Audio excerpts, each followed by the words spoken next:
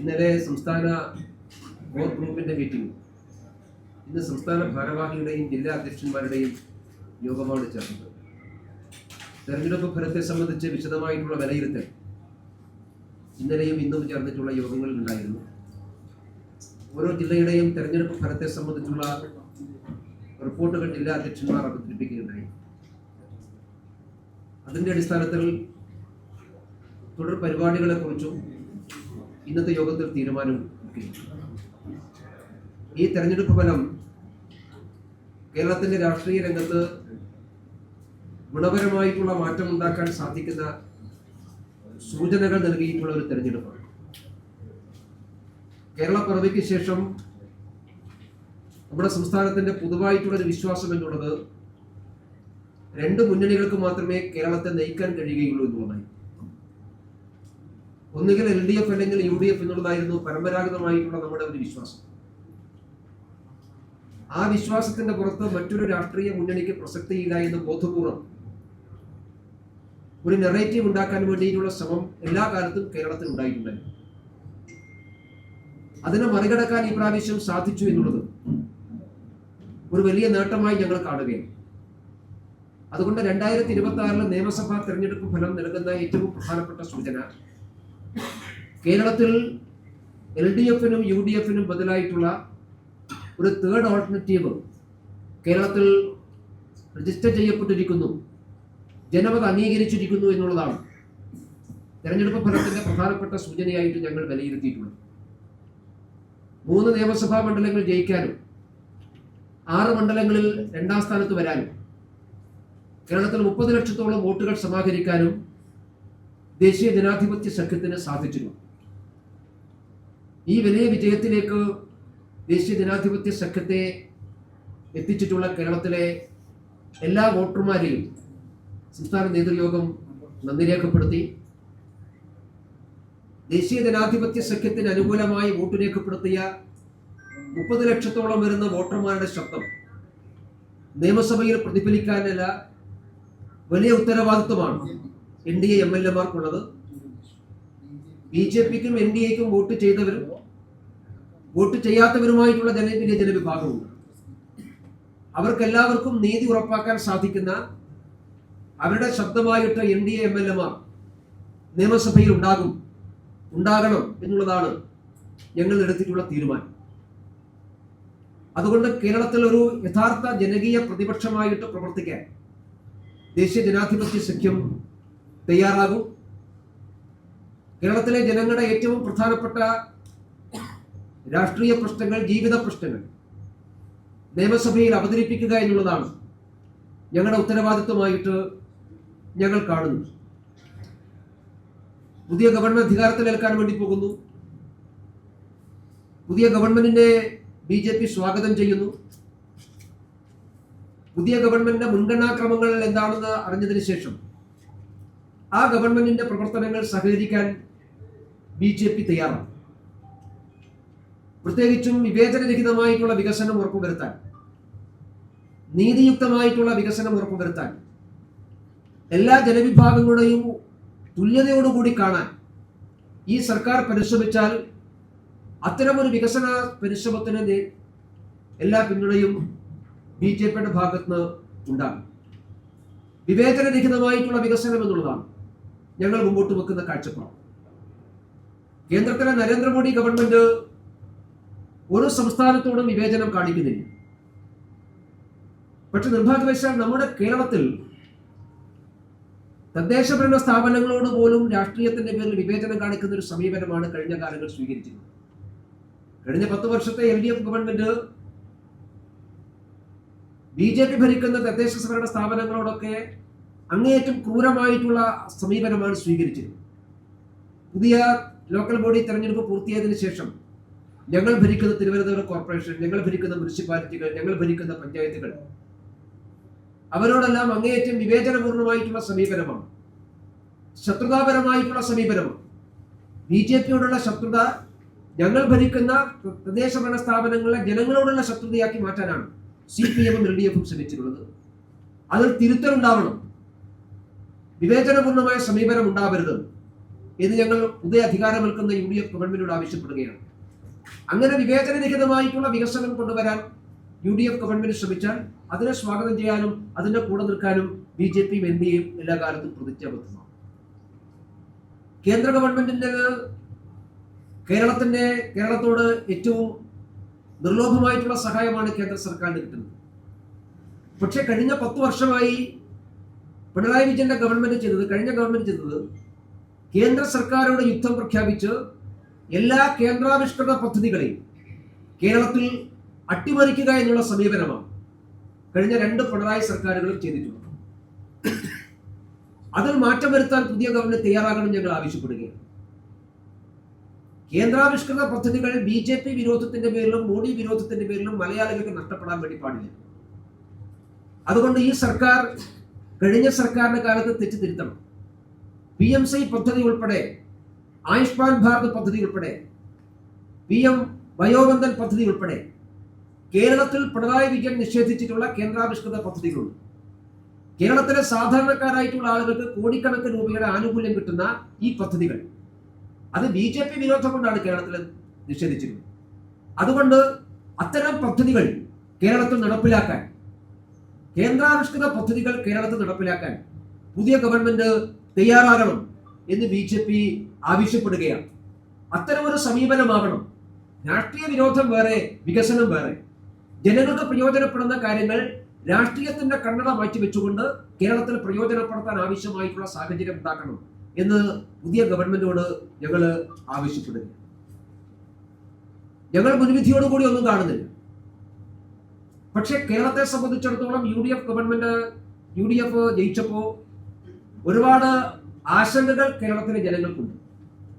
ആ ആശങ്കകൾ ശരിയാണ് എന്ന് ബോധ്യപ്പെടുന്ന രീതിയിലേക്കാണ് കാര്യങ്ങൾ വന്നുവരുന്നത്. ഇപ്പൊ നിയമസഭാ തെരഞ്ഞെടുപ്പിന്റെ സന്ദർഭത്തിൽ കേരളത്തിലെ സാമുദായിക വർഗീയ തീവ്രവാദ ശക്തികളുമായിട്ട് സന്ധി ചെയ്യാനാണ് UDF തയ്യാറായി, കോൺഗ്രസ് തയ്യാറായി. ജമാഅത്തെ ഇസ്ലാമിയെ സഖ്യം ചെയ്തു.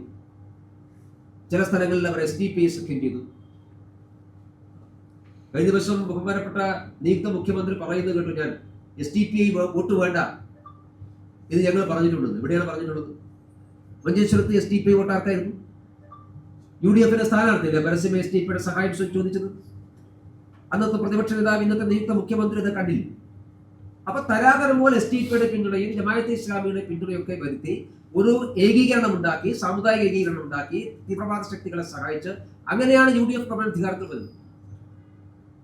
അത് തുടർ പ്രവർത്തനങ്ങളിൽ ഉണ്ടാകുമോ എന്നുള്ള ആശങ്ക കേരളത്തിലെ ജനങ്ങൾക്കുണ്ട്. ആ ആശങ്ക ഞങ്ങൾ പങ്കുവെക്കുകയാണ്. ആ ആശങ്കയുടെ ഭാഗമായിട്ടാണ് മുഖ്യമന്ത്രിയെ തെരഞ്ഞെടുപ്പൊക്കെ വൈകിയെന്ന് എല്ലാവർക്കും അറിയാം. മുഖ്യമന്ത്രിയെ തെരഞ്ഞെടുക്കുന്ന കാര്യം കോൺഗ്രസിന്റെ ആഭ്യന്തര കാര്യമാണ്. പക്ഷെ കോൺഗ്രസിന്റെ ആഭ്യന്തര കാര്യം എങ്ങനെയാണ് വൈകിയത് അതിൽ വർഗീയ അജണ്ട കൊണ്ടുവന്നത് കൊണ്ടാണ്. ചില ആളുകളെ പീഡിപ്പിക്കാൻ വേണ്ടി പരിശ്രമിക്കുന്നുണ്ട്. ചില ആളുകളുടെ തീരുമാനം നടപ്പിലാക്കാൻ വേണ്ടിയിട്ടുള്ളതായി. ഇതെല്ലാം എല്ലാവർക്കും പകൽ പോലെ ബോധ്യമായിട്ടുള്ളതാണ്. ഇനി അങ്ങോട്ടും ഇത്തരം നിലപാടുകളാണോ UDF ഗവൺമെന്റ് ഉണ്ടാകാൻ വേണ്ടി പോകുന്നുള്ള ആശങ്ക കേരളത്തിലെ ജനങ്ങളുണ്ട്. അതുകൊണ്ട് ആ ആശങ്ക ഞങ്ങൾ ജനങ്ങളുമായിട്ട് പങ്കുവെക്കുകയാണ്. ഈ കാര്യത്തിൽ തിരുത്താൻ വേണ്ടി തയ്യാറാണ്. ചില ശക്തികൾക്ക്, ചില ആളുകൾക്ക് എന്ത് പറയാൻ വിമർശിക്കാം, ചില ആളുകൾക്ക് പാടില്ല, ചില ആളുകൾക്ക് അഭിപ്രായം പറയാം, ചില ആളുകൾക്ക് അഭിപ്രായം പറയാൻ പാടില്ല. അത്തരമൊരു നിലപാടാണ് ഇപ്പോ മുഖ്യമന്ത്രിയാകാൻ വേണ്ടി പോകുന്ന വ്യക്തിയും കോൺഗ്രസ് നേതൃത്വം സ്വീകരിക്കുന്നത്. ഇപ്പൊ കേരളത്തിലെ മുഖ്യമന്ത്രിയെ കോൺഗ്രസ് പാർലമെന്ററി പാർട്ടി ലീഡറെ തെരഞ്ഞെടുക്കുന്നതുമായി ബന്ധപ്പെട്ടുകൊണ്ട് തർക്കം വന്നപ്പോ ചില ഹിന്ദു സാമുദായിക സംഘടനകൾ ചില അഭിപ്രായം പറഞ്ഞു. ശരിയാണ്, കോൺഗ്രസിന്റെ ആഭ്യന്തര കാര്യമാണ്. പക്ഷേ ചില സംഘടന അഭിപ്രായം പറഞ്ഞു. ആ അഭിപ്രായം പറഞ്ഞപ്പോൾ അവരെ പുലഭ്യം പറയാനും തെറി പറയാനുമാണ് തയ്യാറാണ്. മറ്റുള്ള ചില സംഘടനകൾ അഭിപ്രായം പറഞ്ഞു. SNDPയും NS അഭിപ്രായം പറഞ്ഞപ്പോൾ അത് ശരിയല്ല എന്ന് പറയുന്ന ആളുകൾ എങ്ങനെയാണ് ജമാഅത്തെ ഇസ്ലാമിയും സമസ്ത അഭിപ്രായം പറഞ്ഞപ്പോൾ ശരിയാണെന്ന് പറയുന്നത്? അതൊരു സമീപനമാണ്. അതുകൊണ്ട് അത്തരം സമീപനങ്ങൾ എന്താണ് ഈ സർക്കാരിന്റെ അജണ്ട എന്ന് വ്യക്തമാക്കുന്നതാണ്. അത് കേരളത്തിന് അപകടം ചെയ്യും. അത് ആ ആശങ്ക ജനങ്ങൾക്കുണ്ട്. സർക്കാരിന്റെ ഭാവി പ്രവർത്തനങ്ങൾ നോക്കി മാത്രമേ അതിനെക്കുറിച്ച് അഭിപ്രായം പറയാൻ സാധിക്കൂ. മറ്റൊന്ന്, തെരഞ്ഞെടുപ്പ് കാലഘട്ടത്തിൽ കേരളത്തിൽ സജീവമായി ചർച്ച ചെയ്യപ്പെട്ടുള്ള വിഷയങ്ങളിൽ പുതിയ ഗവൺമെന്റ് അടിയന്തരമായി തീരുമാനമെടുക്കണം എന്ന് ഞങ്ങൾ ആവശ്യപ്പെടുകയാണ്. നിയമസഭാ തെരഞ്ഞെടുപ്പിൽ കേരളത്തിൽ വലിയൊരു വിഭാഗം ആളുകൾ ചർച്ച ചെയ്തിട്ടുള്ളത് ശബരിമല കൊള്ളയുമായി ബന്ധപ്പെട്ട വിഷയമാണ്. അത് UDFന്റെ പ്രചരണായുധവും കൂടിയായിരുന്നു. പുതിയ ഗവൺമെന്റ് ആദ്യമെടുക്കേണ്ട തീരുമാനം ശബരിമല കൊള്ളയുമായി ബന്ധപ്പെട്ടുകൊണ്ട് CBI അന്വേഷണം ആവശ്യപ്പെടുക എന്നുള്ളതായിരിക്കണമെന്ന് ഞങ്ങൾ ആവശ്യപ്പെടുന്നു. UDFും കോൺഗ്രസും ശബരിമല വിഷയത്തിൽ ഉയർത്തിയിട്ടുള്ള കാര്യങ്ങൾ സത്യസന്ധവും ആത്മാർത്ഥമാണോ എന്ന് തെളിയിക്കപ്പെടേണ്ടതാണ്. അവരന്നുന്നയിച്ച കാര്യങ്ങൾ സത്യസന്ധമാണെങ്കിൽ പുതിയ മന്ത്രിസഭാ യോഗം ആദ്യം എടുക്കേണ്ടത് ശബരിമല കൊള്ളക്കേസ് CBIക്ക് വിടാൻ ആവശ്യമായുള്ള തീരുമാനമെടുക്കലാകണം എന്ന് ഞങ്ങൾ നിയുക്ത മുഖ്യമന്ത്രിയോട് ആവശ്യപ്പെടുകയാണ്. അധികാരമേൽക്കാൻ വേണ്ടി ഗവൺമെന്റ് ആവശ്യപ്പെടുകയാണ്. മാത്രമല്ല, ശബരിമല സ്ത്രീ പ്രവേശനവുമായി ബന്ധപ്പെട്ടുകൊണ്ട് കേരളത്തിൽ ഉയർന്നിട്ടുള്ള വിവിധ പ്രക്ഷോഭങ്ങളുണ്ട്. ആ കാലഘട്ടത്തിൽ പിണറായി വിജയന്റെ കേസ് നിരപരാധികളായിട്ടുള്ള അയ്യപ്പ ഭക്തന്മാരുടെ മേൽ കള്ളക്കേസ് എടുത്തിരുന്നു. ശബരിമല സ്വർണ്ണക്കൊള്ളക്കെതിരായി നടന്നിട്ടുള്ള സമരങ്ങളിലും കള്ളക്കേസ് എടുത്തിരുന്നു. അതുകൊണ്ട് ശബരിമലയിലെ ഒന്നാം പ്രക്ഷോഭകാലത്തും രണ്ടാം പ്രക്ഷോഭകാലത്തും സ്ത്രീ പ്രവേശന വിഷയത്തിലും സ്വർണ്ണക്കൊള്ളയുടെ വിഷയത്തിലും കേരളത്തിൽ ജനകീയ സമരങ്ങൾക്ക് നേതൃത്വം കൊടുത്ത അയ്യപ്പ ഭക്തരായിട്ടുള്ള ശബരിമല വിശ്വാസികൾക്ക് നേരെ പിണറായി വിജയന്റെ ഗവൺമെന്റ് എടുത്തുള്ള എല്ലാ കള്ളക്കേസുകളും പിൻവലിക്കാൻ പുതിയ ഗവൺമെന്റ് തയ്യാറാകണമെന്ന് കൂടി ഞങ്ങൾ ആവശ്യപ്പെടുകയാണ്. ശബരിമല വിഷയത്തിൽ UDFനും കോൺഗ്രസിനും എന്തെങ്കിലും ആത്മാർത്ഥതയുണ്ടെങ്കിൽ അവർ ആത്മാർത്ഥ തെളിയിക്കേണ്ടത് ഈ തീരുമാനം എടുത്തുകൊണ്ടാണ്. അതുകൂടി ഞങ്ങൾ പുതിയ അധികാരമേൽക്കണമെന്ന് സംസ്ഥാന സർക്കാരിനോട് ആവശ്യപ്പെടുകയാണ്. നിയുക്ത മുഖ്യമന്ത്രിയോടും ഞങ്ങൾ ആവശ്യപ്പെടുകയാണ്. ഏതായാലും ഈ പ്രശ്നങ്ങളെല്ലാം നിയമസഭയിൽ കൊണ്ടുവരാൻ ഞങ്ങൾ പരിശ്രമിക്കും. ഈ പ്രശ്നങ്ങൾ ഉയർത്തിപ്പിടിച്ചുകൊണ്ട് സഭക്കകത്തും പുറത്തും BJPയുടെയും NDAയുടെയും നേതൃത്വത്തിലുള്ള പ്രക്ഷോഭത്തിന് ഞങ്ങൾ നേതൃത്വം കൊടുക്കും. യഥാർത്ഥ ജനകീയ പ്രതിപക്ഷമായിട്ട് നിയമസഭയിൽ ഞങ്ങൾ ഉണ്ടാകും. കേരളത്തിന്റെ വികസനത്തെ സംബന്ധിച്ചിടത്തോളമുള്ള ഒരു രാഷ്ട്രീയ അജണ്ട മുമ്പോട്ട് വെച്ചുകൊണ്ട് ഞങ്ങൾ മുന്നോട്ട് പോകണമെന്നാണ് ആഗ്രഹിക്കുന്നത്. അതിൻ്റെ ഒരു കോപ്പി എല്ലാവർക്കും തരാം. ഒന്ന്, കേരളത്തിന്റെ സാമ്പത്തിക സ്ഥിതി, കേരളത്തിലെ അഴിമതിരഹിതമായിട്ടുള്ള ഭരണകൂടം, വിവേചനമില്ലാത്ത വികസനം, എല്ലാവർക്കും തുല്യനീതി, ഇങ്ങനെയുള്ള പ്രധാനപ്പെട്ട ചില വിഷയങ്ങൾ ഞങ്ങൾ മുമ്പോട്ട് വെക്കുന്നു. ഒരു ലഹരി വിമുക്ത സമൂഹം കേരളത്തിൽ സൃഷ്ടിക്കണം എന്ന് ഞങ്ങൾ ആഗ്രഹിക്കുന്നു. അതിനാവശ്യമായ ക്യാമ്പയിൻ ഉണ്ടാവണം. വിദ്യാഭ്യാസ രംഗത്ത് വലിയ മാറ്റം ഉണ്ടാവണം. ഈ രാജ്യത്തിലെ ഏറ്റവും കഴിവുള്ള വിദ്യാഭ്യാസ സ്ഥാപനങ്ങൾ കേരളത്തിൽ കൊണ്ടുവരാൻ വേണ്ടിയിട്ടുള്ള പരിശ്രമം ഉണ്ടാകണം. അതുപോലെ തന്നെ കേരളത്തിൽ ഈ ചില മതവിഭാഗങ്ങൾക്ക് സംവരണം കൊടുക്കണമെന്നുള്ള ആവശ്യം ഉയർന്നു വന്നിട്ടുണ്ട്. സംവരണം എന്നുള്ളത് ഹിന്ദു സമൂഹത്തിലെ ഏറ്റവും പിന്നോക്കമായിട്ടുള്ള ജനവിഭാഗങ്ങൾക്ക് ജാതി അടിസ്ഥാനത്തിലാണ്. ഭരണഘടന ഉറപ്പു നൽകുന്നത് ജാതി സംവരണമാണ്.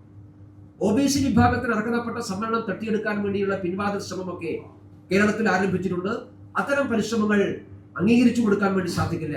അതുകൊണ്ട് സംവരണം അട്ടിമറിക്കാൻ വേണ്ടിയിട്ടുള്ള പരിശ്രമത്തിനെതിരായിട്ടുള്ള നിലപാടും ഞങ്ങൾ സ്വീകരിക്കും. അങ്ങനെയുള്ള ഒരു 11 അജണ്ട മുമ്പോട്ട് വെച്ചുകൊണ്ടുള്ള ഒരു ക്യാമ്പയിനിങ്ങിനും രാഷ്ട്രീയ നിലപാട് സ്വീകരിക്കാനുമാണ് ഇന്നത്തെ യോഗം പ്രധാനമായിട്ട് തീരുമാനമെടുത്തത്.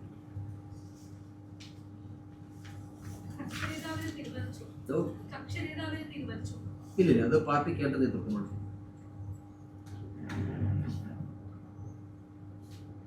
കോർ കമ്മിറ്റിയുടെ നേതൃത്വത്തിനെതിരെ വിമർശനം ഉയർന്നതായി കേൾക്കുന്നുണ്ട്. പല തീരുമാനങ്ങളും ഏകപക്ഷീയമായി തീരുമാനമെടുക്കുന്നു, മുതിർന്ന നേതാക്കളുമായി ചർച്ച ചെയ്യുന്നില്ല അടക്കമുള്ള പ്രശ്നം ഉയർന്നു. ഇന്നലെ നടത്തിയ സമരം പോലും അത്തരത്തിലൊരു തീരുമാനത്തിന്റെ ഭാഗമായിരുന്നു എന്ന് പറയുന്നത്. നിങ്ങൾ പറയുന്നല്ലേ? ഞങ്ങളാരും പറഞ്ഞിട്ടില്ല. ഞങ്ങളാരും പറഞ്ഞിട്ടില്ല. കോർ കമ്മിറ്റി തന്നെയാണ് നേതൃത്വം. പിന്നെ ആ കോർ കമ്മിറ്റിയിൽ പിന്നെ നേതൃത്വം കോർ കമ്മിറ്റിയാണ് നേതൃത്വം. ചർച്ച ഉണ്ടായിട്ടില്ല. ഞാൻ കണ്ടിട്ടില്ല. നിങ്ങൾ കേട്ടിട്ടില്ല. ഒരു കാര്യം ചോദിച്ചോട്ടെ, ഈ ഘടകകക്ഷികൾക്ക് സീറ്റ് അനുവദിച്ച് നൽകിയതിനും ഒരു അതൃപ്തി രേഖപ്പെടുത്തിയിട്ടുണ്ട്. പ്രത്യേകിച്ച് കൊടുങ്ങല്ലൂരും തൃപ്പൂണിത്തുറ അടക്കമുള്ള മണ്ഡലങ്ങൾ ഘടകകക്ഷികൾക്ക് നൽകിയതിൽ ഒരു അതൃപ്തി രേഖപ്പെടുത്തിയിട്ടുണ്ട്. ഘടകകക്ഷികൾക്ക് സീറ്റ് നൽകുന്നതൊക്കെ പാർട്ടി കേന്ദ്ര നേതൃത്വവുമായി ആലോചിച്ചിട്ട് സീറ്റ് വിഭജനത്തിന്റെ സമയത്താണ്. അവർക്ക് ആ സമയത്ത് അഭിപ്രായ വ്യത്യാസങ്ങൾ പറഞ്ഞിട്ടുണ്ട്, പരിഹരിച്ചിട്ടുണ്ട്, അവിടെയൊക്കെ വോട്ട് വർദ്ധിച്ചിട്ടുണ്ട്. UDFനെ സഹായിക്കുന്ന നിലപാടായി പോയി എന്നാണ് പറയുന്നത്. പല മണ്ഡലങ്ങളിലും BJPക്ക് 30,000-ലധികം വോട്ടുകൾ കിട്ടുന്ന പല മണ്ഡലങ്ങളിലും ദുർബലമായിട്ടുള്ള സ്ഥാനാർത്ഥികളും UDFനെ സഹായിക്കുന്ന നിലപാട് സ്വീകരിച്ചുകൊണ്ട് കോർ കമ്മിറ്റിയിൽ തന്നെ ഒരു അഭിപ്രായം ഉയർന്നിട്ടുണ്ട്. കോർ കമ്മിറ്റിയിലത്തെ അഭിപ്രായം ഉയർന്നു വന്നിട്ടില്ല. അങ്ങനെ അഭിപ്രായം നിങ്ങൾക്ക് ആർക്കെങ്കിലും ഉണ്ടെങ്കിൽ ഞങ്ങൾ അടുത്ത പ്രാവശ്യം കുറച്ചുകൂടി വർദ്ധിപ്പിക്കാം. കാരണം ഞങ്ങൾക്ക് വോട്ട് വർദ്ധിക്കണം എന്നുള്ള ആഗ്രഹത്തിന്റെ അടിസ്ഥാനത്തിലല്ലേ. നല്ല കാര്യമല്ലേ. ഞങ്ങൾ വർദ്ധിപ്പിച്ചു അടുത്ത പ്രാവശ്യം. ഈ ലോക്സഭാ തെരഞ്ഞെടുപ്പിനെ അപേക്ഷിച്ച് നോക്കുമ്പോൾ വോട്ട് ശതമാനം കുറഞ്ഞിരിക്കുകയാണ്. അത്തരത്തിലുള്ള ചർച്ചകളൊക്കെ കമ്മിറ്റിയിൽ വന്നിട്ടുണ്ട്. അല്ല, ബി ജെ പി കേരളത്തെ സംബന്ധിച്ച് നിയമസഭാ തെരഞ്ഞെടുപ്പിന്റെ ചരിത്രത്തിലെ ഏറ്റവും വലിയ ഉയർന്ന ശതമാനമാണ്, വോട്ടിംഗ് ശതമാനമാണ് ഈ പ്രാവശ്യം ഉണ്ടായത്. പാർലമെന്റ് തെരഞ്ഞെടുപ്പിലെ വോട്ടിംഗ് പെർസെന്റേജിലേക്ക് സംബന്ധിച്ച് നിയമസഭാ തെരഞ്ഞെടുപ്പിലെ 2-2. ഈ പ്രാവശ്യം നിയമസഭാ തെരഞ്ഞെടുപ്പിന്റെ പാർട്ടിയുടെ ചരിത്രത്തിലെ ഏറ്റവും വലിയ വോട്ടിംഗ് പെർസെന്റേജിലേക്ക് ഞങ്ങൾ എത്തിയിട്ടുണ്ട്. മാത്രമല്ല, ഓരോ രാഷ്ട്രീയ പാർട്ടികൾക്കും കിട്ടിയിട്ടുള്ള വോട്ടിംഗ് അടിസ്ഥാനത്തിലാണെങ്കിൽ CPM കോൺഗ്രസ് കഴിഞ്ഞാൽ 3ാമത്തെ സ്ഥാനം ഇപ്പോൾ BJP-ക്കാണ്. ഓരോ പൊളിറ്റിക്കൽ പാർട്ടിയും സെപ്പറേറ്റ് എടുത്തിട്ടുണ്ട്. ഞങ്ങളുടെ വോട്ടിംഗ് പെർസെൻറ്റേജ് ഞങ്ങൾക്ക് വർദ്ധിപ്പിക്കാൻ സാധിച്ചു. 3 സ്ഥലത്ത് ജയിക്കാൻ സാധിച്ചു. ഞങ്ങൾ കേരളത്തിൽ 20% മേലെ വോട്ട് നേടിയിട്ടുള്ള 10-30ഓളം മണ്ഡലങ്ങളും എന്ന് പറഞ്ഞാൽ ചെറിയ വോട്ടിന് ഞങ്ങൾക്ക് നഷ്ടപ്പെട്ട മണ്ഡലങ്ങൾ. ആ മണ്ഡലങ്ങൾ കേന്ദ്രീകരിച്ചുകൊണ്ട് ഞങ്ങൾ എന്തായാലും പ്രവർത്തിക്കും. BJP പ്രതീക്ഷിച്ച വിജയം തന്നെയാണ് ഇപ്പോൾ ഉണ്ടായിട്ടുള്ളത്. അല്ല, ഞങ്ങൾ ആഗ്രഹിച്ച വിജയം എന്ന് വെച്ചാൽ ഞങ്ങൾ കേരളം ഭരിക്കണമെന്നല്ലേ ആഗ്രഹിച്ചത്. പൊളിറ്റിക്കൽ പാർട്ടി അങ്ങനെയാണ് ഇപ്പോൾ. ഞങ്ങൾ കേരളത്തിൽ ഒരു വികസിത കേരളം ഉണ്ടാക്കാൻ വേണ്ടി കേരളത്തിലെ ഭരണത്തിന് വേണ്ടി ആഗ്രഹിച്ചത് 3 MLA-മാർ ഞങ്ങൾ തരുന്നു. 0-ൽ നിന്ന് 3 MLA-മാർ എന്ന് പറഞ്ഞാൽ എത്ര ശതമാനത്തിന്റെ വിജയമാണ്? ഞങ്ങൾ അക്കൗണ്ട് കൂട്ടിക്കുമെന്നല്ലേ മുഖ്യമന്ത്രി പ്രതിപക്ഷ നേതാവ് പറഞ്ഞത്? നിങ്ങളുടെ ഊരല്ലേ പറഞ്ഞത്? ബഹുമാനപ്പെട്ട മുഖ്യമന്ത്രി ആവർത്തിച്ച് പറഞ്ഞു, ഞങ്ങൾ അക്കൗണ്ട് കൂട്ടി അക്കൗണ്ട് തുറക്കാൻ സമ്മതിക്കില്ല, ഇരട്ടത്താഴിട്ട് കൂട്ടി എന്നൊക്കെയാണ് പറഞ്ഞത്. പ്രതിപക്ഷ നേതാവ് അത് ആവർത്തിച്ചു. ഏതായാലും ഇരട്ടത്താഴിട്ട് കൂട്ടി ഞങ്ങൾ കൂട്ടിച്ച് അവിടെ അക്കൗണ്ട് തുറന്നല്ലോ, 0-ൽ നിന്ന് 3-ലേക്ക് വന്നല്ലോ. ആ അർത്ഥത്തിൽ ഞങ്ങൾ വലിയ വിജയം തന്നെയാണ് കേരളത്തിൽ ഉണ്ടാക്കിയത്.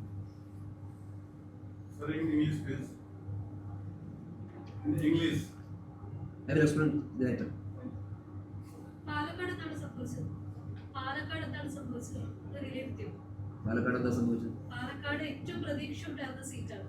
ആ സീറ്റിലാണ് കോവിഡ് ആരോപണം ഉയരുകയും സ്ഥാനാർത്ഥി പിന്നിലായി പോവുകയും ചെയ്തത്. അത് സംബന്ധിച്ച് വിലയിരുത്തലുണ്ടായിരുന്നു. ആരോപണം ഉന്നയിച്ച ആളുകൾ ഇപ്പൊ ഏറ്റുപിടിക്കുന്നില്ലല്ലോ. പക്ഷെ പ്രശ്നമാണ് നിലനിൽക്കുന്നില്ല. എനിക്കറിയില്ല, അന്വേഷിക്കല്ലേ. ഞങ്ങൾ UDF കൊണ്ടുവന്ന ആരോപണം ഞങ്ങൾ ഇന്ന് ചർച്ച ചെയ്യുന്നത്. ഞങ്ങൾ അന്ന് ഞങ്ങളുടെ നിലപാട് പറഞ്ഞിട്ടുണ്ട്. അത് അന്വേഷിക്കുമ്പോൾ പോലീസ് അന്വേഷിക്കുന്നുണ്ട്, ജില്ലാ കളക്ടർ അന്വേഷിക്കുന്നുണ്ട്, റിട്ടേണിംഗ് ഓഫീസർ അന്വേഷിക്കുന്നുണ്ട്. പിന്നെ ഒരു അന്വേഷണം നമ്മൾ കാണുന്നില്ലേ? അവരന്വേഷിക്കട്ടെ. ഞങ്ങൾ ഇതെല്ലാം അന്നേ നിഷേധിച്ചിട്ടുണ്ടല്ലോ. പിന്നെ പാലക്കാട് മാത്രമല്ല, കേരളത്തിൽ ഞങ്ങൾ പ്രതീക്ഷ ഏൽപ്പിച്ച ചില മണ്ഡലങ്ങൾ ഞങ്ങൾ തോറ്റിട്ടുണ്ട്. അത് വിജയിക്കാൻ ശ്രമിക്കും. പാലക്കാട് ഞങ്ങളുടെ സിറ്റി സീറ്റ് ഒന്നല്ലല്ലോ. പാലക്കാട് ജയിക്കുമെന്നായിരുന്നു പ്രതീക്ഷ. പക്ഷേ പാലക്കാട് സ്വാഭാവികമായിട്ടും BJP-യെ തോൽപ്പിക്കാൻ വേണ്ടിയിട്ടുള്ള ഒരു സംഘടിതമായ പരിശ്രമം ഉണ്ടായിരുന്നു. ആ പരിശ്രമം നിങ്ങൾ CPM-ന്റെ വോട്ട് നോക്കി അറിയും. BJP-ക്ക് വോട്ട് കുറഞ്ഞിട്ടില്ലല്ലോ, ഞങ്ങൾക്ക് വോട്ട് കൂടിയിട്ടല്ലേ ഉള്ളൂ. പക്ഷേ CPM-ന്റെ വോട്ട് അവിടെ പോയി. CPM-ന്റെ വോട്ട് ഇങ്ങോട്ട് പോയി എന്നുള്ളത് കണ്ടെത്തേണ്ടതല്ലേ. ആ വോട്ട് ഏതായാലും BJP-ക്കല്ലല്ലോ കിട്ടിയിട്ടുള്ളത്. അപ്പൊ BJP-യെ തോൽപ്പിക്കാൻ വേണ്ടി CPM-ന്റെ വോട്ട് UDF-ന് പോയി എന്നുള്ളത് പകൽ പോലെ വ്യക്തമാണ്. അതുകൊണ്ട് ഞങ്ങൾക്ക് ജയിക്കാൻ സാധിച്ചില്ല. അതിനാണ് മഞ്ചേശ്വരത്ത് സംഭവിച്ചത്. 4 ലക്ഷം വോട്ടിനാണ് ഞങ്ങൾ തോറ്റത്. പക്ഷെ CPM-ന്റെ 4 ലക്ഷം വോട്ട് അവിടെ 2021 CPM കിട്ടിയ വോട്ട് ഇപ്രാവശ്യം കിട്ടിയിട്ടില്ലല്ലോ. കണക്കുകൾ നമ്മുടെ മുമ്പിലുണ്ടല്ലോ. അപ്പൊ ഞങ്ങളുടെ തോൽപ്പിക്കാൻ പരിശ്രമമുണ്ട്. ഞങ്ങൾ തന്നെ അവരെ കുറ്റപ്പെടുന്നില്ല, അത് അവരുടെ അജണ്ടയാണ്. കോൺഗ്രസിന്റെയും CPM-ന്റെയും മുസ്ലിം ലീഗിന്റെയും ജമാഅത്ത് ഇസ്ലാമിയുടെ ഒക്കെ അജണ്ട BJP തോൽപ്പിക്കാനാണ്.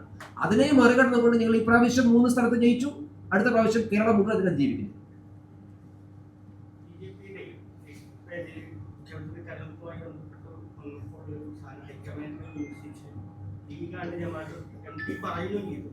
അത് എങ്ങനെയാണ് എന്നുള്ളത് സ്വാഭാവികമായിട്ട് ലീഗ് 2ാമത്തെ ഘടകകക്ഷിയാണ്. അതിന്റെ ഒരു അഭിപ്രായത്തിനപ്പുറത്തേക്ക് എങ്ങനെയാണ് അതിനൊരു വർഗീയവൽക്കരിക്കുന്നത് വരുന്നതെന്ന്? വർഗീയവൽക്കരിക്കുന്നത് ലീഗ് ഒരു വർഗീയ പാർട്ടിയാണ് പറ്റുന്നത്. അതുകൊണ്ട് വർഗീയവൽക്കുന്നു. ലീഗ് വർഗീയ പാർട്ടിയല്ലേ. ഞാൻ ചോദിക്കുന്നത്, കോൺഗ്രസിന്റെ പാർലമെന്ററി പാർട്ടി ലീഡറെ തിരഞ്ഞെടുക്കുന്നത് ഘടകകക്ഷിയാണ് അല്ലല്ലോ. എന്തിനാണ് തീരുമാനം വൈകിക്കുന്നത്? എങ്ങനെയാണ് നിങ്ങൾ തന്നെ റിപ്പോർട്ട് ചെയ്യപ്പെട്ട കാര്യങ്ങൾ ഇതൊക്കെ? ഞങ്ങൾ അറിഞ്ഞല്ലോ പറഞ്ഞത്. നിങ്ങൾ തന്നെ റിപ്പോർട്ട് ചെയ്ത കാര്യങ്ങളിൽ എങ്ങനെയാണ് തീരുമാനം വൈകിയത്? ആരാണ് അഡമന്റ് സ്റ്റാൻഡ്? എല്ലാ കാലത്തും ലീഗിന്റെ അഡമന്റ് സ്റ്റാൻഡിന്റെ മുമ്പിൽ മുട്ടുമടക്കുകയാണ് കോൺഗ്രസ്. 62 MLA-മാരുള്ള ഒരു പാർട്ടി അതെങ്ങനെയാണ് 22 MLA-മാർക്ക് മുമ്പിൽ മുട്ടുമടക്കുന്നത്? അതിന്റെ ഇക്വേഷൻ എന്താണ്? ലീഗ് മാത്രമല്ല, എല്ലാ ഘടകകക്ഷികളും VD സർവീസിന് അനുകൂലമായിട്ടായിരുന്നു നമ്മളൊക്കെ റിപ്പോർട്ട് ചെയ്തത്. പക്ഷേ BJP ലീഗിനെ മാത്രം കാണുന്നുണ്ടാവുന്ന ഒരു പ്രശ്നവും അവരാണ് സമ്മർദ്ദം ചെലുത്തുന്നത്. ആ സമ്മർദ്ദത്തിന് മുമ്പിൽ മുട്ടുമടക്കുന്നത്. നിങ്ങൾ റിപ്പോർട്ട് ചെയ്തല്ലോ. AICC പ്രസിഡന്റ് ലീഗിന്റെ പ്രസിഡന്റിനെ വിളിച്ച് ചോദിച്ചു എന്ന് നിങ്ങളല്ലേ റിപ്പോർട്ട് ചെയ്തത്? എല്ലാ ഘടകകക്ഷികളോടും സംസാരിച്ചിട്ടുണ്ട്. ലീഗിനോട് മാത്രമല്ല സംസാരിച്ചത്. അല്ലല്ല, അത് ആദ്യം നിങ്ങൾ റിപ്പോർട്ട്, ഞാൻ എന്റെ റിപ്പോർട്ടല്ല, നിങ്ങളുടെ റിപ്പോർട്ടിൽ എല്ലാ ആദ്യം ഘടകകക്ഷികളോടും സംസാരിച്ചിട്ടുണ്ട്. ഞാൻ കംപ്ലീറ്റ് ചെയ്ത് മനസ്സിലാക്കാം. നിങ്ങൾ റിപ്പോർട്ട് ചെയ്തതനുസരിച്ച് എനിക്ക് അവർ വിളിച്ചോ ഇല്ലൊന്നും എനിക്കറിയില്ല. നിങ്ങൾ റിപ്പോർട്ട് ചെയ്തതനുസരിച്ച് ആദ്യം സംസാരിച്ചു, ഓക്കെ, അത് എന്താ പറയാ, ഒരു മുന്നണി സംവിധാനം, ഓക്കെ.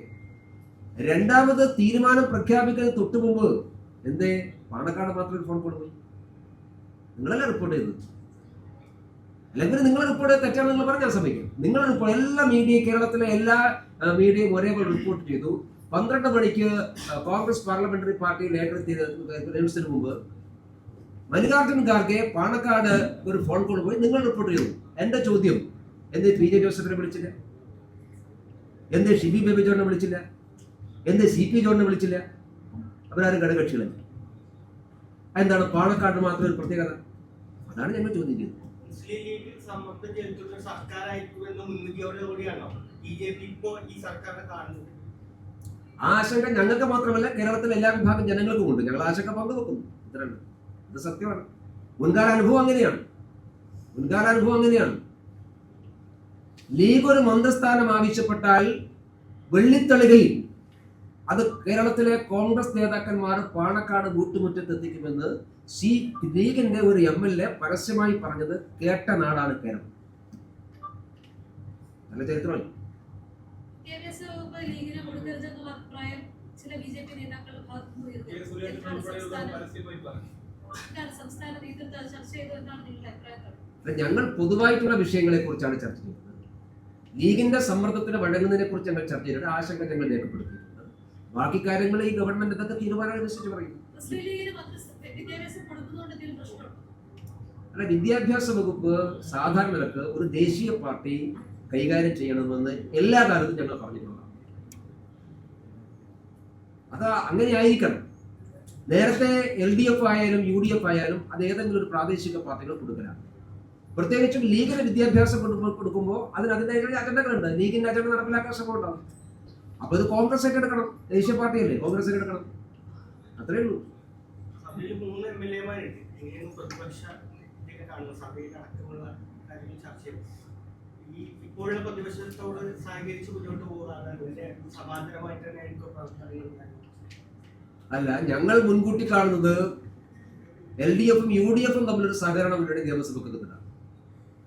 പല കാര്യങ്ങളും ഇവർക്ക് പരസ്പരം സഹായിച്ച് രക്ഷപ്പെടണം. അതുകൊണ്ട് നിയമസഭക്കകത്ത് പ്രത്യക്ഷമായിട്ടും പരോക്ഷമായിട്ടും രൂപപ്പെടാൻ വേണ്ടി പോകുന്ന LDF-UDF സഹകരണത്തെ നിയമസഭക്കകത്തും പുറത്തും ചോദ്യം ചെയ്ത് അതിനെതിർത്തുകൊണ്ട് ഞങ്ങൾ പോകും. അതാണ് ഞങ്ങളുടെ നില. ശക്തരായ 3 MLA-മാരാണ് ഞങ്ങൾക്കുള്ളത്. എണ്ണം തികഞ്ഞ MLA-മാരാണ്. നിയമസഭ കൂടെ സഭയോടല്ലോ. സ്പീക്കർക്കല്ലേ എഴുതി കൊടുക്കേണ്ടത്? ആദ്യം സ്പീക്കറെ തിരഞ്ഞെടുക്കട്ടെ. അപ്പൊ ഞങ്ങൾ എഴുതി കൊടുക്കും. ഓക്കെ, ശരി.